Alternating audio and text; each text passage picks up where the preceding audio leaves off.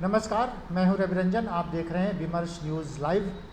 इस समय आप जुड़ गए हैं विमर्श न्यूज़ लाइव के फेसबुक पेज से और फेसबुक लाइव अभी चल रहा है। जैसा कि हमने पहले ही बताया है कि हर रोज़ शाम को दिन भर की 5 बड़ी खबरों के साथ हम फेसबुक लाइव से जुड़ जाते हैं। आपसे आग्रह है आप भी फेसबुक लाइव से जुड़ जाइए। विमर्श न्यूज़ लाइव आप टाइप करिए और जैसे ही उस फेसबुक लाइव उसके पेज पर जाएंगे, आप विमर्श न्यूज़ के पेज पर, वहाँ आपको ये दिख जाएगा। फेसबुक लाइव से आप भी जुड़ जाइए। आपसे आग्रह है कि हर रोज़ शाम को 5 बजे विमर्श न्यूज़ पर दिन भर की 5 बड़ी खबरें लेकर हम हाजिर होते हैं फेसबुक लाइव से। आपसे आग्रह है अपने कमेंट बॉक्स में अपना कमेंट लिखें। दिन भर की 5 बड़ी खबरों पर चर्चा करने के लिए आज हमारे साथ एक विशेष अतिथि यहाँ पर मौजूद हैं, महेंद्र यादव जी, जो कोशी नवनिर्माण मंच से जुड़े हुए हैं और उसके लिए बिहार में नदियों के और बाढ़ और उससे जो स्थिति खड़ी होती है, जो समस्या खड़ी होती है, उस पर बहुत लंबे समय से वो काम कर रहे हैं। आज विशेष अतिथि के तौर पर विमर्श न्यूज़ में हमारे साथ मौजूद हैं महेंद्र यादव जी। आपका बहुत स्वागत है। स्वागत है आपका। सबसे पहले मैं आपको ये बताना चाहता हूँ कि कोरोना से अभी डरने की ज़रूरत है। कोरोना अभी गया नहीं है और जब तक कोरोना नहीं गया है, जब तक हर व्यक्ति को टीका नहीं मिल जाता है, तब तक सहज सतर्क रहना है और सजग रहना है। और इसीलिए हम आपसे आग्रह करते हैं कि मास्क ज़रूर पहनें। अभी जो हम प्रतीक के तौर पर ये मास्क हम पहने हुए हैं, चूँकि हम लोग स्टूडियो में हैं, हमने टीका ले रखा है और ये पूरा जो हमारा जो स्टूडियो है वो सैनिटाइज है, इसलिए कुछ देर के लिए आपसे बातचीत करने के लिए हम अभी फ़िलहाल मास्क उतार रहे हैं। लेकिन आपसे आग्रह है कि मास्क ज़रूर पहने। कोरोना अभी गया नहीं है, कोरोना से डरने की ज़रूरत है और सरकार ने जो गाइडलाइन जारी किए हैं कोरोना से बचने के लिए और कोरोना के काल में, उस गाइडलाइन का पालन ज़रूर करें। तो फेसबुक लाइव से आप जुड़ जाइए, विमर्श न्यूज़ live.com के फेसबुक लाइव से। अभी हम लोग बातचीत कर रहे हैं दिन भर की 5 बड़ी खबरों की। तो पहले तो हम आपको गिना देते हैं कि आज कौन सी खबरें ऐसी महत्वपूर्ण हैं जिस पर हम लोग चर्चा करने जा रहे हैं। तो सबसे बड़ी खबर आज जो है, मोदी कैबिनेट का विस्तार जो हुआ है, 77 मंत्रियों का ये जो जंबो मंत्रिमंडल है, उसमें क्या कुछ हुआ। आज बहुत सारे लोगों ने अपना काम शुरू कर दिया, उन्होंने मंत्रालय संभाल लिया। बहुत लोगों ने मोदी को धन्यवाद किया, कुछ लोग नाराज़ दिख रहे हैं। 12 मंत्रियों को जिनको निकाला गया मंत्रालय से, उनके पास मायूसी है। तो आज इस पर हम लोग चर्चा करेंगे कि मोदी मंत्रिमंडल का जो विस्तार हुआ और उसके बाद देश में क्या कुछ बदलने वाला है और क्या कुछ अभी हालात है, उस पर चर्चा करेंगे। दूसरी खबर हमारी यही होगी कि बिहार में, ख़ास तौर पे बिहार में मोदी मंत्रिमंडल के विस्तार के बाद, चूँकि बिहार से 2 ही नए मंत्री बने, एक तो पशुपति पारस बने और दूसरा RCP सिंह।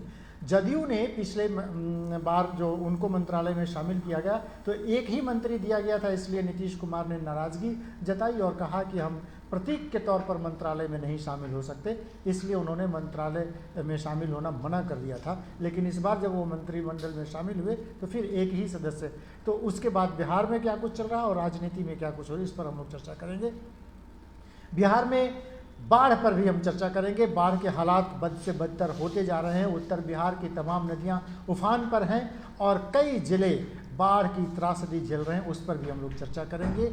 चौथी खबर होगी हमारी, देश में पेट्रोल और डीजल की बढ़ती कीमतों ने, कह सकते हैं, लोगों की कमर तोड़ दी। उसके साथ महंगाई और उसके बाद किसानों ने आज देश भर में प्रदर्शन किया है, उस पर हम लोग चर्चा करेंगे।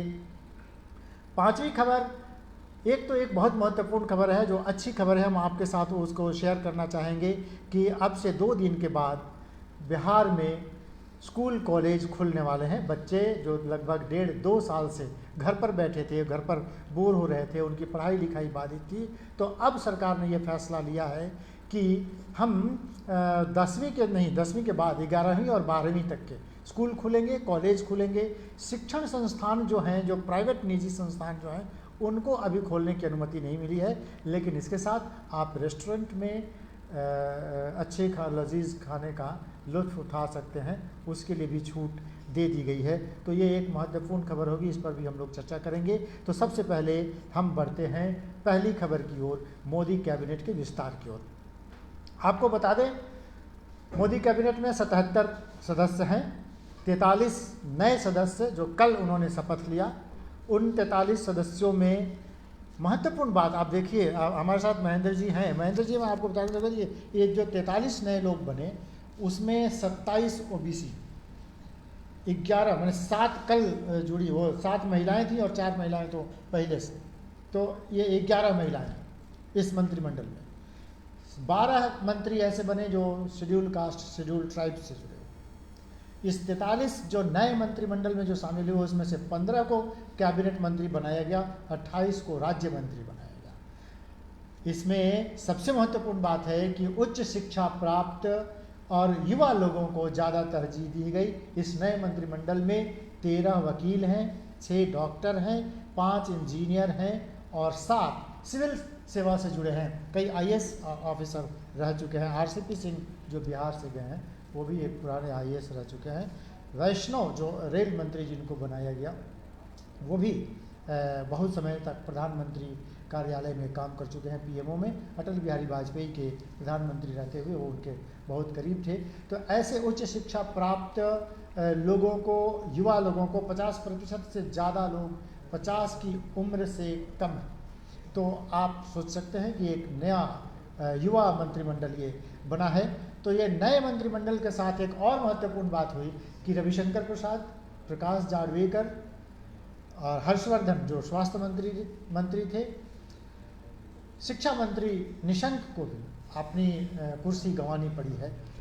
क्या आपको लगता है महेंद्र जी, ये जो नया मंत्रिमंडल है, एक तो जाति का समीकरण आपको दिख रहा है कि 27 OBC, 12 schedule caste schedule tribes लोगों को मंत्री बनाया। उत्तर प्रदेश से जो 6 मंत्री बने जिसमें से 3 ओबीसी हैं, 3 शेड्यूल कास्ट शेड्यूल ट्राइब्स हैं, 1 ब्राह्मण है। तो उत्तर प्रदेश को साधने की कोशिश, सबसे ज़्यादा मंत्री वहाँ 7 मंत्री उत्तर प्रदेश से बने। बिहार से केवल 2 ही लोग बने। कर्नाटक में इस बार ध्यान गया है प्रधानमंत्री का, कर्नाटक से 4 लोगों को मंत्री बनाया। उसी तरह से आप देखिए ज्योतिरादित्य सिंधिया जिन्होंने कांग्रेस को ना कहा, जो कांग्रेस से भाग के आए, उनको एक बड़ा इनाम मिला है। ज्योतिरादित्य सिंधिया उसका एक बड़ा नाम है। आपको क्या लगता है ये कैसा ये कैबिनेट है? देखिए, ये जो कैबिनेट बनाया गया है पूरी तरह से जो 5 राज्यों में विधानसभा चुनाव होने वाले हैं उन चुनावों के मद्देनजर सरकार ने जातीय गणित को साधने की कोशिश की है। बिल्कुल। पहली बात। दूसरी बात, कोरोना काल में सरकार का साथ खत्म हो गया है और जनता की आकांक्षाओं को पूरी तरह से विफल रही है। और मोदी सरकार अपनी विफलताओं का ठिकरा 12 मंत्रियों को फोड़ते हुए शिक्षा, स्वास्थ्य और जो महत्वपूर्ण मंत्री थे उनको उन्होंने बदला है ताकि लोगों का गुस्सा कम हो और नए लोगों को लाके उन्होंने कोशिश किया है कि हमारी जो विफलता रही है उसको हम ढक लें। और पूरी की पूरी तरह से अगर आप देखिएगा तो यह चुनावी गुणागणित के हिसाब से मंत्रिमंडल का विस्तार किया गया है और एक ऐसे दौर में विस्तार किया गया है जब कोरोना संकट से देश की अर्थव्यवस्था चरमराई हुई है पूरी तरह से। और वैसे में जंबो जेट मंत्रिमंडल का विस्तार अपने में, जब आपको सरकारी खर्चों को कम करके बुनियादी संरचना, स्वास्थ्य की संरचना पर काम करना था, लोगों को एक मुख्य धारा में लाना था, आर्थिक गतिविधियों को और तेज करना था, एक ऐसी परिस्थिति में इतने जंबो जेट मंत्रिमंडल और सरकार ने जो एकदम वहां पर जो अपने आलिशान संसद भवन का विस्टा का प्रोजेक्ट चलाना, ये दर्शा रहा है कि मोदी मंत्रिमंडल सिर्फ अपने चुनावी फायदों के लिए अपने को विस्तारित किया गया। देखिए, एक और महत्वपूर्ण बात, रविशंकर प्रसाद जैसे जो संगठन में भी रहे और माना जाता था कि मोदी के बहुत करीब हैं और हर बार मंत्री रहे, लेकिन इस बार उनको अचानक उनको आउट किया। इसके पीछे ये चर्चा जोरों पर है कि मोदी अमेरिका से अपना रिश्ता बनाए रखना चाहते हैं और ट्विटर से जो इन्होंने जंग छेड़ दिया रविशंकर प्रसाद ने, इसलिए इनको बाहर होना पड़ा। जी, इस पे सोशल मीडिया पे काफी चल रहा है कि ट्विटर विवाद के चलते प्रकाश जावड़ेकर और रविशंकर प्रसाद को अपना मंत्रिमंडल से हाथ धोना पड़ा है और इसमें सत्यता भी है। लेकिन अब तो सरकार ही बताएगी, लेकिन ज्यादा इसमें संभावना है कि सरकार ऐसा की होगी। उसके पीछे कारण है कि सरकार कॉर्पोरेट्स के साथ जो रिश्ते हैं वो कॉर्पोरेट्स के कभी भी नाखुश नहीं करना चाहेगी। दूसरा, पूरा मोदी सरकार का जो एक ग्लैमर है वो पूरा पंचायत मीडिया, सोशल मीडिया पर फोकस करके यूथ और तमाम लोगों को ट्रेंड करना है। तो दुनिया में जो ट्विटर का एक स्थान है, उससे वो नहीं चाहेगी कि हमें कोई नुकसान हो, हमारी छवि को नुकसान हो। और मैं पहले भी कहा कि वो जनता के आकांक्षाओं पर विफल रही है, इसलिए ट्विटर पर ऐसा करके वो अपनी और भद नहीं पिटवाना चाहेगी। इसलिए इस बात में प्रबल संभावना है और इसमें दम है कि इन लोगों को उसी के कारण मंत्रिमंडल से हाथ धोना पड़ा।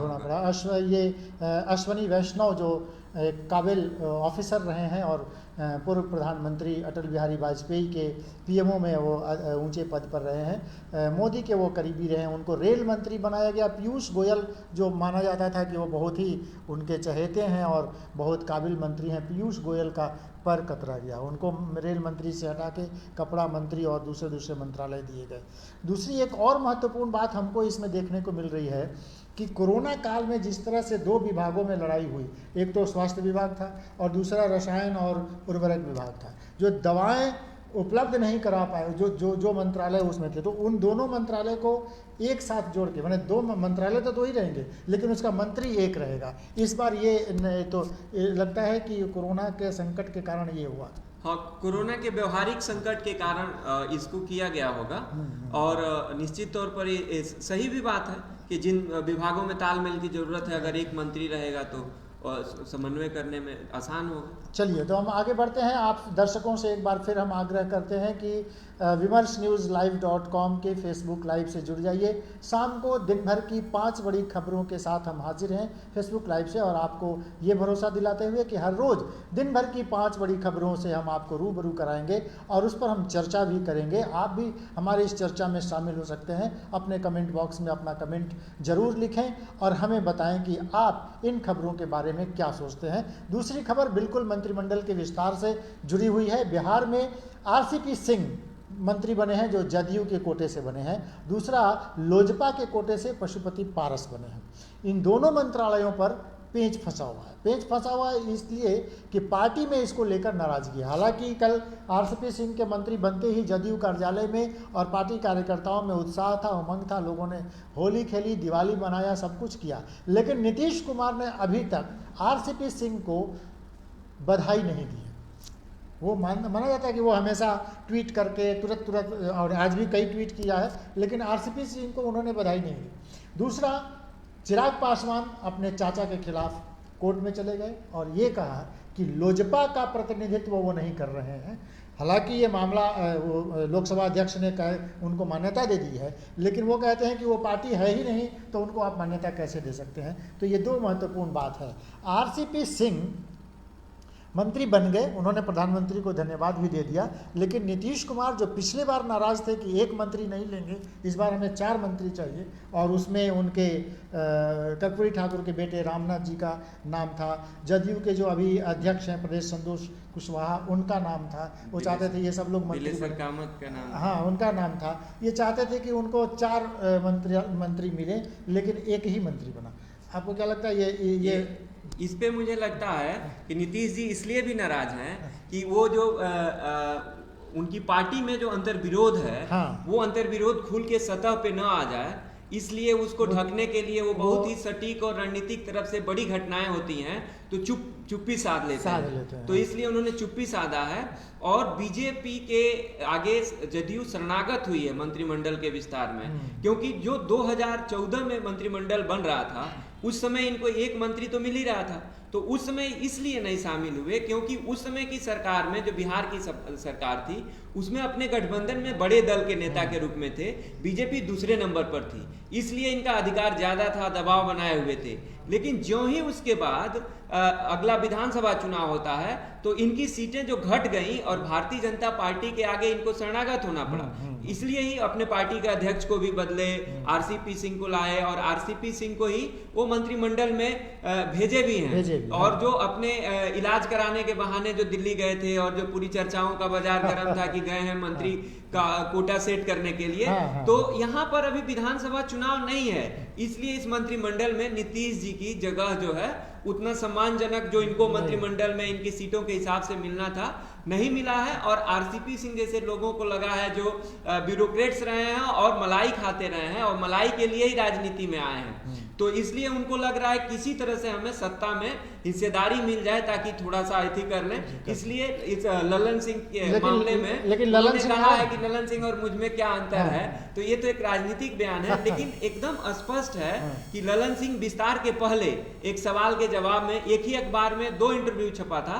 पहला इंटरव्यू था, आरसीपी सिंह जी कहे थे कि हम मंत्रिमंडल में जदयू शामिल हो रही है, वो राष्ट्रीय अध्यक्ष भी हैं। ललन सिंह जी कहे कि ये तो कयास लगाया जा रहा है, ऐसा कुछ नहीं हो रहा है। एक दिन में जो 2 खबरें आई थी तो उनके पार्टी के बीच के अंतर्विरोध को दर्शाती है, और ललन सिंह अगर नाराज हो जाए तो मुश्किल उनकी बढ़ेगी, उनकी मुश्किल बढ़ेगी। और ललन सिंह का अभी लोजपा को तोड़वाने में ज्यादा उनका रोल माना जा रहा है। अब हाथ है कितना, हम लोग तो सर्टिफिकेट लेके नहीं बैठे हैं, लेकिन उनका रोल माना जा रहा है। और लोजपा को उन्होंने जो दिया है, तो लोजपा को वो भी जातीय समीकरण और उन्होंने जो दल तोड़ के और जो आए हैं, और उसके बाद से जो विधानसभा चुनाव के दौरान जो अलग से लोजपा लड़ी थी, तो उसका भी बदला लेने के चलते उनके घर को तोड़ने के कारण दिया गया है। बिहार को मंत्रिमंडल में कोई सीट नहीं बढ़ा है, क्योंकि एक सीट रविशंकर प्रसाद जी की खाली हुई है बीजेपी से। अश्विनी चौबे की गई, अश्विनी चौबे भी गए, वो नहीं गए, अश्विनी चौबे को नहीं बनाया, नहीं अच्छा, अश्विनी चौबे की वो इस्तीफा नहीं दिया, अच्छा, गिरिराज सिंह को प्रमोशन मिला है, आरके सिंह को प्रमोशन मिला है, और जो है दूसरी की स्वर्गीय रामविलास पासवान जी के दिवंगत होने के कारण जो मंत्रिमंडल में बिहार का कोटा खाली था वो लोजपा को मिला है, और बीजेपी से एक मंत्री का बलि देकर और उसको जो है जदयू को दिया गया है।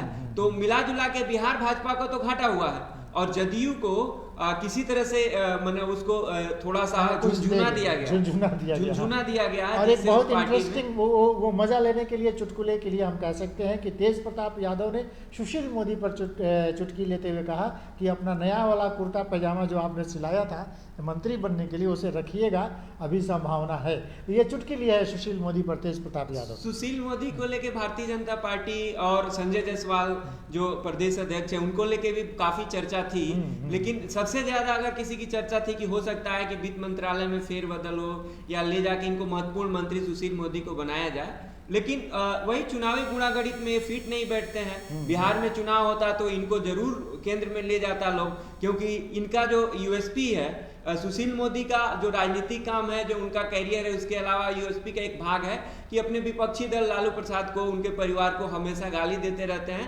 सारी विफलताओं के पीछे उनको कोसते रहते हैं, तो उसका पुरस्कार जरूर मिला होता। लेकिन यहाँ चुनाव नहीं है, यूपी में लालू को गाली देने से कोई फायदा नहीं होने वाला है, तो इसलिए सुशील मोदी का कोई फायदा वहां नहीं दिखा होगा, शायद इसलिए भी उनको लोग डंप कर दिया होगा। डंप किया है जी।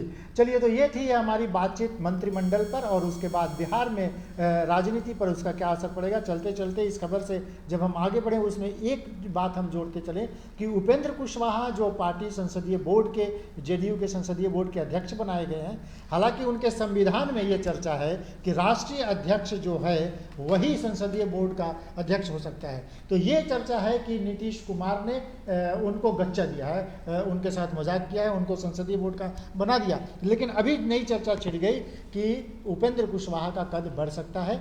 आरसीपी सिंह मंत्री बन गए हैं, तो अब ये उम्मीद की जा रही है कि उपेंद्र कुशवाहा शायद पार्टी के अध्यक्ष बन जाएं।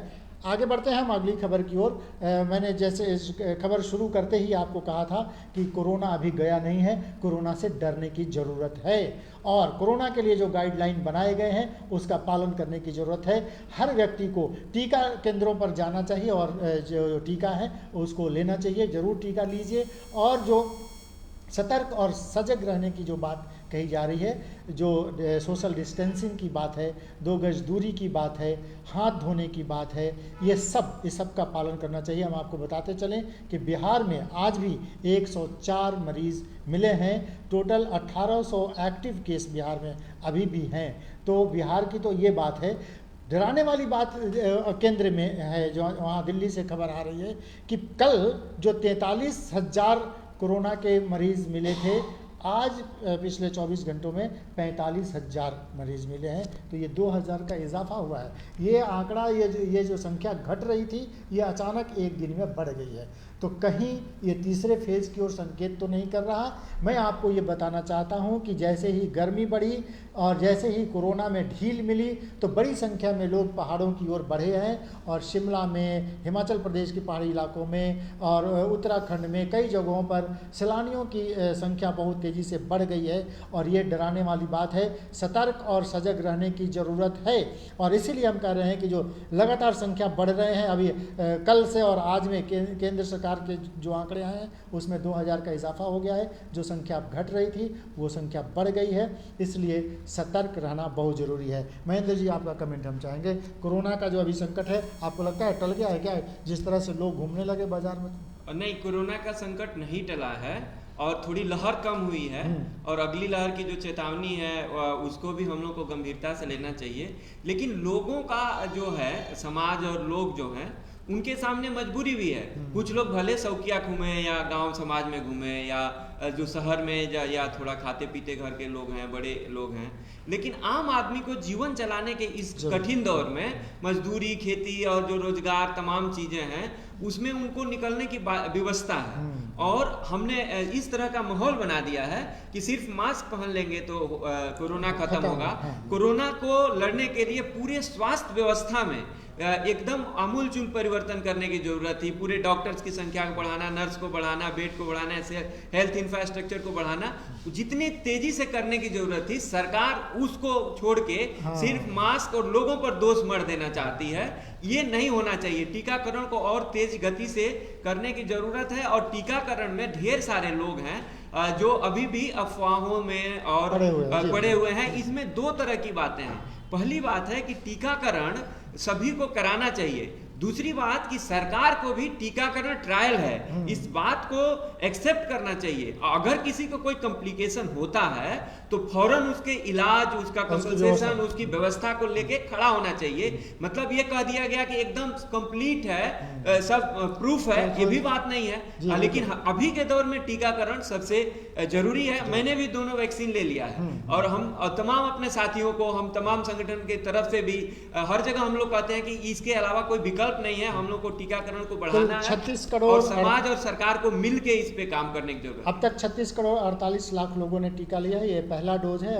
हालांकि ये वो जो दूसरे डोज की बात है उसमें मुश्किल आ रही है। जो कोविशील्ड का जो टीका जिन लोगों ने लिया है और उनको ये कह दिया गया कि वो 3 महीने के बाद दूसरा डोज ले सकते हैं, तो कई जगहों पर तो टीका मिल भी नहीं रहा। केंद्र पर जो लोग जाते हैं और लंबी कतारों में खड़े रहते हैं, घंटों इंतजार के बाद वो घर चले जाते हैं। तो कई जगह से ये समस्या आ रही है। सरकार को इसको भी देखना होगा। सरकार लगता है कि ईजी हो गई है जैसे ही कोरोना के वो घटने लगे हैं। जैसा कि महेंद्र जी ने इशारा किया, स्वास्थ्य सुविधाओं को व्यवस्थित करना सबसे ज़रूरी है। बिहार सरकार ने ये कहा था कि 350 से अधिक उनके जो प्राइमरी हेल्थ सेंटर हैं उनको 30 बेड का एक अच्छा हॉस्पिटल बनाने जा रहे हैं, लेकिन वो काम भी ठप है, वो नहीं हो रहा है। कई जगहों पर तो टीका क्या, डॉक्टर और नर्स उपलब्ध नहीं है। तो इन सब चीज़ों को सुधारने की जरूरत है। अभी समय मिल कोरोना में बस एक लाइन जोड़ना चाहेंगे कि हमें विकास की प्राथमिकताओं को बदलने की जरूरत है। कि हमारे लिए जीवन सबसे महत्वपूर्ण है। लोगों के लिए सांस जरूरी है, उनका इलाज जरूरी है, उनके लिए भोजन जरूरी है। अगर इतना हम इस महामारी को सामना कर लिए, लोगों को बचा लिए, तो निश्चित तौर पर और भी सुविधाएं और भी जरूरतें हैं उसको करेंगे। तो सरकार की प्रायोरिटी में जो बुनियादी चीजें हैं वो होनी चाहिए, उतनी तत्परता से कहीं नहीं दिख रही। मैं यही स्पष्ट मैं जरूर इस बात को यहाँ कोट करना चाहिए और सरकार को इस पर ध्यान देना चाहिए कि राज्य सरकार ने जो वादा किया था कि कुछ ही दिनों में सभी अस्पतालों में, सभी प्राइमरी हेल्थ सेंटर पर ऑक्सीजन वाले 30 बेड लग जाएंगे, लेकिन अभी ये केवल सपना है, कहीं कुछ नहीं हुआ है। सरकार को ये जो अपना जो वादा था उसको पूरा करना चाहिए। हर जगह ऑक्सीजन उपलब्ध हो, हर जगह दवाइयाँ उपलब्ध हो, हर जगह डॉक्टर रहें, नर्स रहें, इसके ये बात ध्यान देना। आप देखिए कि डॉक्टरों की पोस्टिंग जहाँ की तहाँ वो एक ही जगह पर, एक ही परिवार के 2 डॉक्टर हैं या 3 हैं, वो एक ही जगह पर पड़े हुए हैं और बरसों से पड़े हुए हैं और कोई अस्पताल जाता नहीं है। 11 बजे जाएंगे, 2 बजे अपने मन से चले आएंगे। तो ये सब व्यवस्था जो है सरकार को करनी पड़ेगी। कोरोना थोड़ा कम जरूर हुआ है लेकिन ख़त्म नहीं हुआ है और तीसरे फेज़ का डर तो है ही, तो इसलिए कोरोना से बचने की ज़रूरत है। बढ़ते हैं अगली खबर की ओर। एक महत्वपूर्ण खबर जो बिहार को हर साल डसती है, डराती है और बिहार को परेशान करती है। बिहार की तमाम नदियां उफान पर हैं। नेपाल की तराई में लगातार हो रही बारिश के कारण उत्तर बिहार की तमाम नदियां, आप देखिए कमला बलान, लखनदेई, बागमती, कोसी, ये सब नदियां उफान मार रही हैं और ये सब नदियों का दबाव आखिरकार गंगा में जाके बढ़ जाता है, तो गंगा का जलस्तर भी बढ़ गया है। कमला बलान के कारण दरभंगा के इलाकों में बाढ़ की स्थिति है। मुजफ्फरपुर में गंडक और बूढ़ी गंडक, उधर गोपालगंज में, पूर्वी चंपारण में, पश्चिमी चंपारण में ये नदियां उफान मार रही हैं। तो कहना नहीं होगा कि अभी 2 दिनों से मुख्यमंत्री परेशान है। वो कह रहे हैं हमने हवाई सर्वेक्षण किया है और देखा है हालात को, और अधिकारियों को कहा जा रहा है कि वो ज़रूरी उपाय करें। लेकिन हर साल इस दुख को लोग झेलते हैं। घर से भागना पड़ता है, लाखों लोगों को सड़क पर जाके झोपड़ी में रहना पड़ता है। उनके लिए प्लास्टिक का शेड भी सरकार ठीक से मुहैया नहीं करा पाती। उनके लिए तैयार भोजन जो है वो मिल जाए, वो उसकी व्यवस्था नहीं हो पाती। और ये जब बाढ़ आ जाती है तभी सरकार सतर्क क्यों होती है? चर्चा इसी बात की होनी चाहिए। जी, इसमें माननीय मुख्यमंत्री जी परसों हेलीकॉप्टर से सैर किए हैं बाढ़ इलाकों का। सैर मैं इसलिए कर रहा हूँ कि सरकार के आपदा प्रबंधन विभाग में आज भी 1/3 या आधा प्रधान सचिव है और ये ट्रेंड बरसों से आ रहा है। एक फुल फेज आपदा, बिहार जैसे आपदा प्रवण राज्य में एक प्रधान सचिव जो अपने विभाग का काम देखे, ऐसा बिहार सरकार आज तक नहीं कर पाई है। इसलिए उनकी विकास की प्राथमिकताएं गड़बड़ाती हैं। दूसरी बात मैं कहूंगा कि जब मुख्यमंत्री हवाई सर्वेक्षण करते हैं उसके बाद से लोग काम करते हैं, उसके पहले सब सोया हुआ है। इस बार मानसून तय समय से पहले आ गया।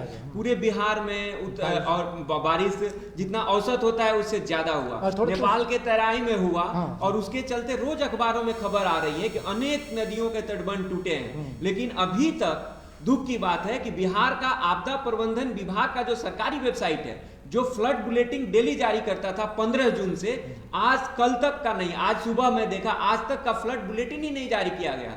बरसों से ऐसे होते आया है। तो जो बाढ़ की सूचनाएं सरकारी हैं उसको सरकार छुपा रही है और उसके बाद से सरकार ने मानक संचालन प्रक्रिया बनाया है बाढ़ के संबंध में कि हम बाढ़ के आने के पहले हम ये काम करेंगे। उसको लेके सभी डीएम को प्रधान सचिव की तरफ से एक पत्र जाता है, जो पत्र गया है कि प्री फ्लड आपको ये काम करना है। लेकिन उसके बाद दूसरा फेज आता है ड्यूरिंग फ्लड, बाढ़ के दौरान ये काम करना है। बाढ़ के दौरान जो काम करना है वो काम उस सर्कुलर के हिसाब से सरकार अपने बनाए गाइडलाइन के हिसाब से नहीं करती है।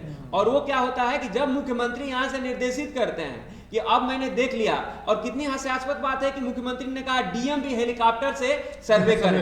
अरे भाई, बाढ़ आया है, डीएम को अगर इतना नहीं मालूम है कि मेरे जिले में इस नदी में इतना पानी है, ये गांव है, और उसको इतना फिजिकल नहीं मालूम है, हवाई जहाज से सैर करने जाएगा, तो इससे बड़ी दुखद बात क्या है? और लोगों के दुख दर्द, बाढ़ में कितना पानी है, क्या वहां की पीड़ा है, हेलीकॉप्टर से होगा? इतनी असंवेदनशील बयान। आप सिर्फ एथी कर रहे हैं और संसाधनों को लुटाने की बात करते हैं। बाढ़ में एकदम है सरकार का एसओपी बोलता है और मानक संचालन प्रक्रिया सरकार ने जो बनाई है, और मानक दर जो तय किया था 2020 तक का था। बिहार का मानक दर 2015 से 2020 तक के लिए तय था। 2021 से 25 के लिए नया रिवाइज होना था, लेकिन इस बार रिवाइज न करके उसी को कंटिन्यू 1 साल के लिए किया गया है। और उसके बाद जो बाढ़ आता है तो उनके बचाव के लिए रिस्क्यू करना होता है, उनको लाके कैंप में रखना होता है, पका भोजन देना होता है, कम्युनिटी किचन शुरू करना होता है, उसके बाद से दवाओं को देना होता है। कोरोना है तो स्पेशल व्यवस्था करना है। कोरोना में बाहर से जो मजदूर आए हैं उसमें हाई कोर्ट का जजमेंट, सुप्रीम कोर्ट का, माननीय सुप्रीम कोर्ट का जजमेंट है कि उनके लिए कम्युनिटी किचन चालू रखना है, जिसके चलते उनको असुविधा ना हो। तो ऐसे संकट में जो 15 जून से पहले से बाढ़ की स्थिति बनी है, आज 8 जून को सरकारी अफसर आज कुछ दे हाथ झाड़ रहे हैं, फड़फड़ा रहे हैं कि हम बाढ़ में कुछ करेंगे। जब मुख्यमंत्री गए, जब मुख्यमंत्री कहे हैं तब, तो ये आपदा से बड़ी विपदा आपदा का तंत्र की विपदा है और ये तंत्र की विपदा को दर्शाता है। सही बात है, लेकिन ये जरूर है कि देखिए उत्तर बिहार की तमाम नदियां, एक बात की ओर हम इशारा करते हुए चलेंगे कि ये जो खबरें जो आती हैं बड़े बड़े चैनलों में हम देखते रहते हैं कि लोग कहते हैं नेपाल ने 4 लाख क्यूसेक पानी छोड़ दिया, जिसके कारण बिहार में और भारत में तबाही आई हुई है।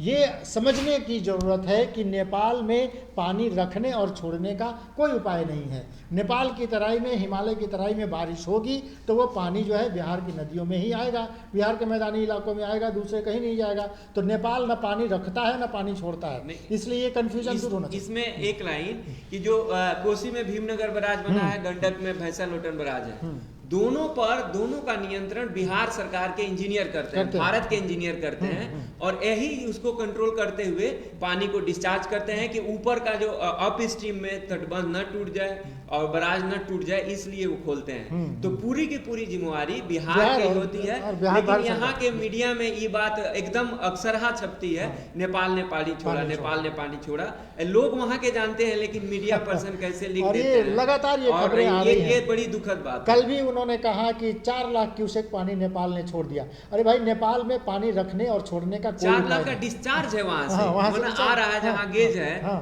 और उतने गेट को ही किया गया है। तो इसलिए ये कंफ्यूजन दूर होना चाहिए कि नेपाल में पानी रखने और पानी छोड़ने का कोई उपाय नहीं है। नेपाल की तराई में, हिमालय की तराई में जब बारिश होगी तो पानी बिहार में ही आएगा। बिहार के उत्तर बिहार की नदियां, जो 7 नदियां तो कोसी से जुड़ी हुई हैं, उसके अलावा मैंने आपको बताया बागमती, लखनदेई, और देखिए छोटी सी नदी है मसान नदी, जो पहाड़ी नदी है, जो कितना उफान मारती है और चंपारण के इलाके में तबाही मचाती है।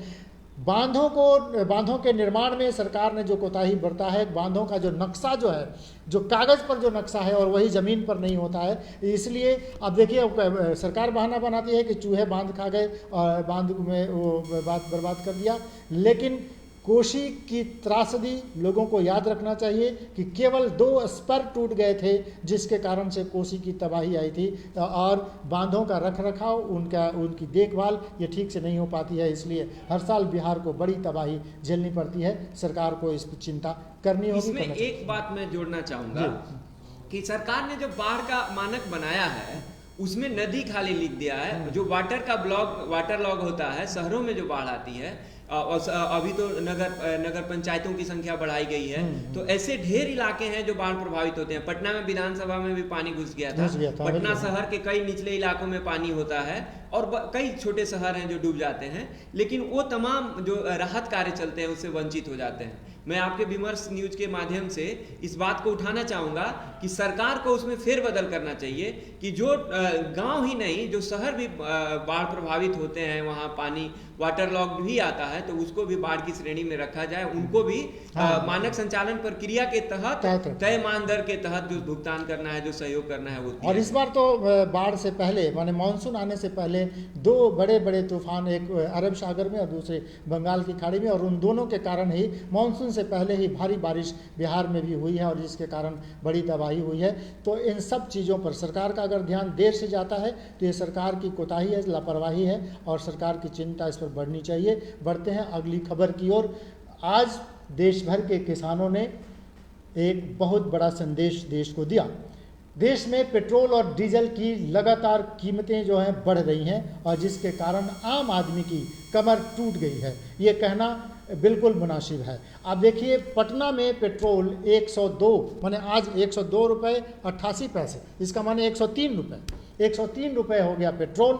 डीजल भी 100 के आसपास है, वो 100 पहुंचने वाला है। कल या परसों तक आपको पता चलेगा कि डीजल भी 100 के पार कर गया। देश भर के किसानों ने आज एक बड़ा आंदोलन, एक बड़ा एजिटेशन, एक बड़ा प्रदर्शन किया है, और सरकार को चेताया है कि अगर डीजल और पेट्रोल की कीमतें इसी तरह से बढ़ती रहीं तो ये आंदोलन और तेज़ होगा।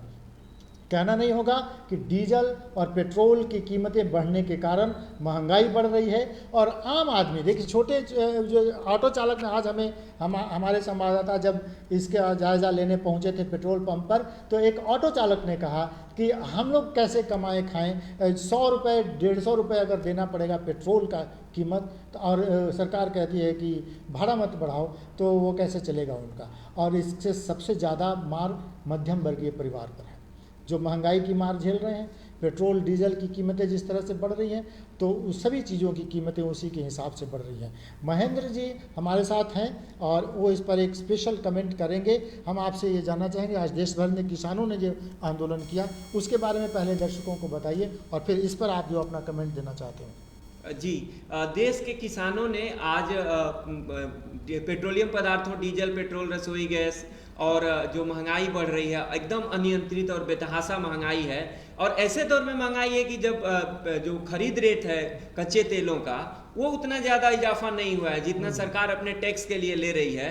तो उसके चलते जो पूरे आम जनता परेशान है, कोरोना काल में उनको जीना ठीक है। जैसे आप ऑटो की बात कर रहे हैं, गाड़ी चलाने वाले परेशान है, ट्रांसपोर्टर परेशान है, और आम आदमी तो परेशान ही है। और इसका पूरे समाज पर असर पड़ता है। किराया बढ़ गया है और हमारी आय खत्म हो गई है, मजबूरी है हमें जाना है। तो ऐसी परिस्थिति में सरकार इस संसाधन को एक कर रही है और कंपनियों का बहाना कर रही है। तो किसान दो संदेश देना चाहें। पहला कि हम जो जनता के साथ ये नाइंसाफी हो रही है, हम जनता के दुख दर्द के साथ हैं, उसके लिए लड़ रहे हैं। हमारे 3 कानून के अलावे जनता के दुख दर्द से भी हमदर्दी है और हम उसके साथ खड़े हैं। और किसान असली विपक्ष के रूप में सड़क पर आज उतरे हैं। सड़क के विपक्ष इस सरकार और सत्ता के सामने किसान हैं। दूसरा संदेश वो दिए हैं कि जिस तरह से सरकार जब डीजल और पेट्रोलियम पदार्थों को कंपनियों के हवाले की थी, तो वो चीज कहा गया था उस समय कि डीजल और पेट्रोलियम पदार्थ को अब सरकार के नियंत्रण से बाहर हो गया। कंपनियां 1 रुपया, आधा, 10 पैसा, 15 पैसा, 8 आना, 1 रुपया ऐसे बढ़ाते रहती हैं। उसी तरह से वो बताना चाह रहे हैं कि जो अनाज को भी मंडियों को जो 3 कानून लाए हैं, इन तीनों कानूनों को इम्प्लीमेंट किया जाए तो कॉरपोरेट के हाथ में ऐसे ही अनाज भी चला जाएगा, उसका रेट भी अनियंत्रित हो जाएगा। तो वो आम आवाम को दोनों मुद्दों को जोड़ के बताना चाहे हैं। एक ऐतिहासिक किसानों ने कार्यक्रम किया है। तो ये एक बहुत बड़ी बात है कि देखिए, राज्य सरकार, ये केंद्र सरकार कहती है कि इससे राजस्व की प्राप्ति हो रही है। कोरोना में जो देश को जितना बड़ा खर्च करना पड़ा उस राजस्व की, आप देखिए 4.25 लाख करोड़ राजस्व केवल पेट्रोल डीजल से 2020-21 में। सरकार कहती है 35,000 करोड़ हमने टीका के लिए रखा है। तो ये 4.25 लाख करोड़ कहाँ जा रहा है? और ये आप ये जो इकट्ठा कर रहे हैं पेट्रोल डीजल से, उसके कारण महंगाई बढ़ रही है। मैंने कहा कि देखिए, ऐसे दौर में कि जब जनता को जीने की कभी कभी इतिहास के कालक्रम में ऐसा समय आता है कि जब हमें अपने अस्तित्व को बचाना होता है, समाज को अस्तित्व को बचाना है, देश इंसानियत को बचाना है, लोगों को बचाना है। सरकार को अपना सेंट्रल विस्टा नहीं बनवाना चाहिए। विकास की प्राथमिकताओं को बदल के जनता से महंगाई को रोकते हुए महंगाई कम करना चाहिए। और ऐसी जो परियोजनाएं चल रही हैं जिनको हम रोक सकते हैं, 2 साल बाद भी बन जाएगा। संसद भवन में कोई बारिश का पानी नहीं टपकता होगा, लेकिन जिनके घर में पानी टपकता है उनका आप खून चूस रहे हैं, पेट्रोल डीजल भाड़ा और उनका रोजगार छीन के। आप अब संसद को बाद में बना लेते, 2 साल बाद उससे भी भव्य बना लेते। हम लोगों को भी बहुत खुशी होती कि हमारे देश का संसद और बेहतर बने। लेकिन जब जीवन का संघर्ष के लिए लोग सांसों के लिए जूझ रहे हैं, वैसे दौर में आप अपनी प्राथमिकताओं को नहीं बदल रहे हैं और जनता का खून पसीना की कमाई को लूट रहे हैं, तो ये एकदम अमानवीय काम है कि डीजल पेट्रोलियम को आप बढ़ा के उनसे आप लगातार लूटे जा रहे हैं। ऐसा नहीं होना चाहिए। उनको अपनी प्राथमिकताओं को बदलना चाहिए। दर्शकों को एक बार फिर बताते हुए चलते हैं कि vimarsnewslive.com पे अभी दिन भर की 5 बड़ी खबरों के साथ मैं और महेंद्र जी यहाँ पर उपस्थित हैं। और हर रोज़ हम किसी न किसी एक अतिथि के साथ यहाँ पर हाजिर रहेंगे। दिन भर की 5 बड़ी खबरों के साथ शाम को 5 बजे फेसबुक लाइव से जुड़िए, vimarsnewslive.com के फेसबुक लाइव से जुड़िए। और हमारा ये कार्यक्रम आपको कैसा लगता है अपने कमेंट बॉक्स में अपना कमेंट ज़रूर दीजिए। दिन भर की 5 बड़ी खबरों के साथ शाम को 5 बजे विमर्श न्यूज़ के फेसबुक लाइव से जोड़ने का हम आग्रह आपसे करते हैं। ये थी आज दिन भर की 5 बड़ी खबरें। लेकिन एक खबर की ओर हम और आगे बढ़कर और यहीं पर हम समापन की ओर जाएंगे कि एक अच्छी खबर ये है कि 1.5 साल की बंदी के बाद अब बच्चों के स्कूल खुलने वाले हैं। बच्चों में उत्साह है, उमंग है। बच्चे स्कूल जाएंगे, दोस्तों से मिलेंगे, पढ़ाई लिखाई उनकी शुरू होगी। और 1.5-2 साल से जो घर में कैद थे, जो हाउस अरेस्ट की तरह जिनको कहते हैं, तो उनके दिमाग पर जो बहुत तरह तरह का असर जो हो रहा था, उन सब से उनको मुक्ति मिलेगी। इसके साथ राज्य सरकार ने, खासतौर पे बिहार ने जो अनलॉक किया है, उसमें कुछ और जो बातें बताई है, उसमें रेस्टोरेंट वगैरह को भी 50% उपस्थिति के साथ, उसी तरह से जिम को भी खोलने का आदेश जारी किया है। तो अब रेस्टोरेंट में भी अच्छे खाने का लुत्फ़ आप उठा पाएंगे। तो कोरोना को ध्यान में रखते हुए, कोरोना की सतर्कता और सजगता को ध्यान में रखते हुए आप रेस्टोरेंट भी जा सकते हैं, बच्चे स्कूल भी जा सकते हैं। सरकार ने ये कहा है कि बड़े बच्चे जब स्कूल जाएंगे तो उनके टीकाकरण की व्यवस्था उनके स्कूल में ही कर दी जाएगी। एक और अच्छी बात यह है, लेकिन इसके साथ निजी शैक्षणिक संस्थानों को भी, कोचिंग संस्थानों को भी खोलने की अनुमति अब मिलनी चाहिए। बहुत दिन से बच्चों की पढ़ाई लिखाई बंद है। महेंद्र जी, आखिरी कमेंट के साथ हम आपसे आप जी कहिए। जी, इसमें एकदम स्वागत योग्य है, क्योंकि शिक्षा एक तरह से चौपट हो गई है। एकदम इसमें कहने में हर्ज नहीं है। ऑनलाइन शिक्षा से एकदम सामान्य आदमी या सामान्य घरों के लोग भी, मिडिल क्लास में भी उतना उत्साह नहीं रहता है जो आमने सामने क्लास में जाके पढ़ने में होता है। तो एक पूरा शिक्षा पूरा चौपट हो गई है।